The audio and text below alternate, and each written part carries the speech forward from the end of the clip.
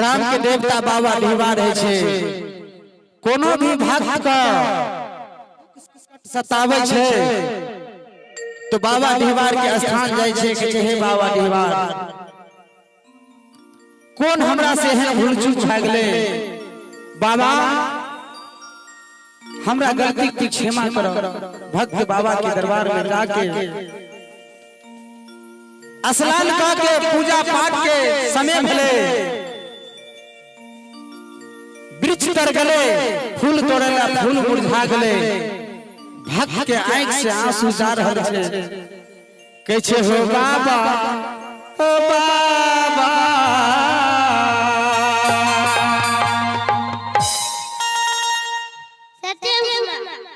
और सत्यम कुमार गोवा की सदस्य से बाबा के नाम पर 51 रुपया की दान प्रदान।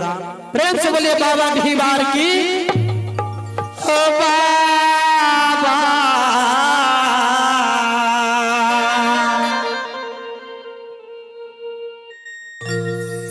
बाबा के भक्त वृक्ष तर गले, फूल तोड़ेला फूल मुरझा गले।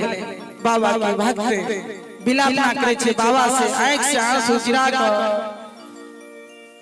सबके तबेरिया रे नमुआ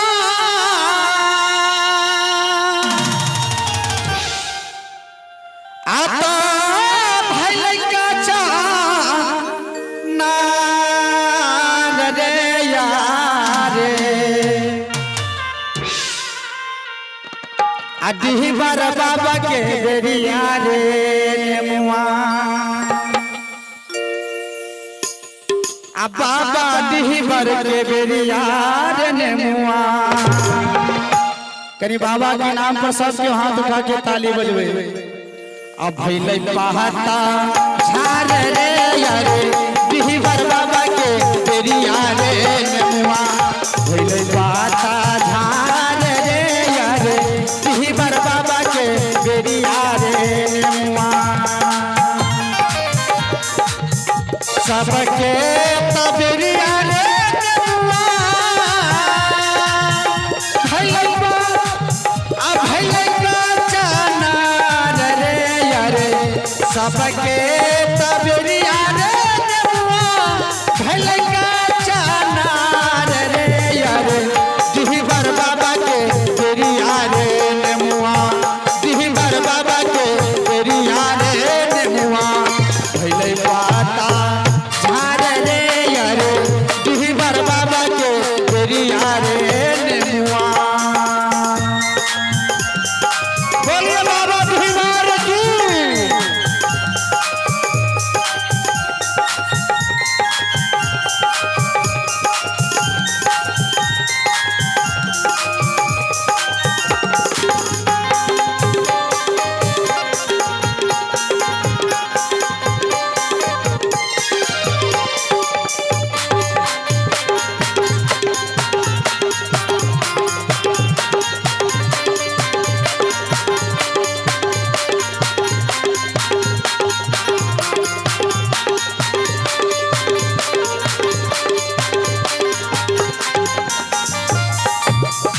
बाबा की भक्त और वृक्ष से जवाब करे छे के छे बाबा इहो हम जानती रे नमुआ, हो जा पता झार रे यारे।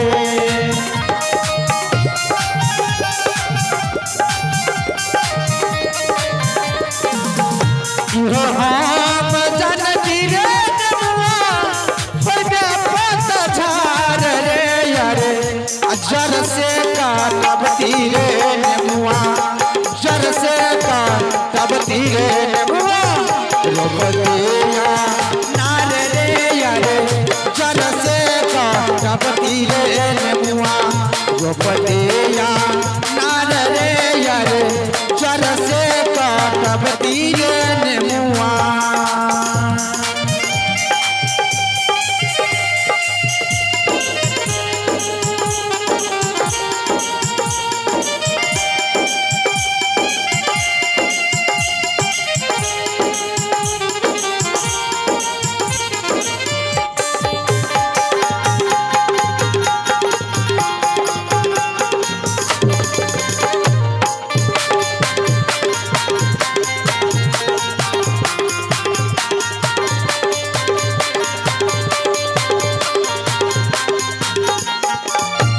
सबके तबेरिया रे सेवा भलै का चनार रे यारे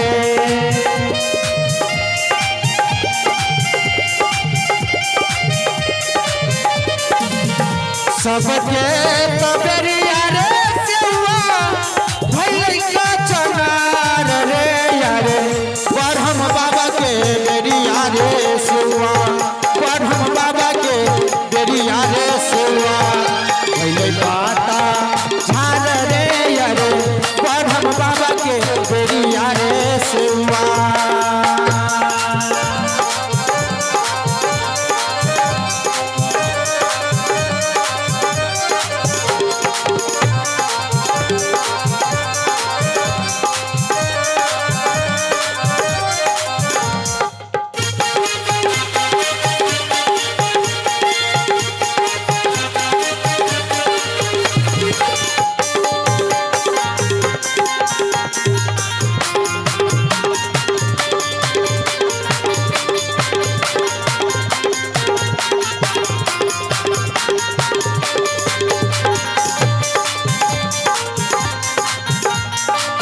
हम जनती रे सेवा भैया पत झार रे यारे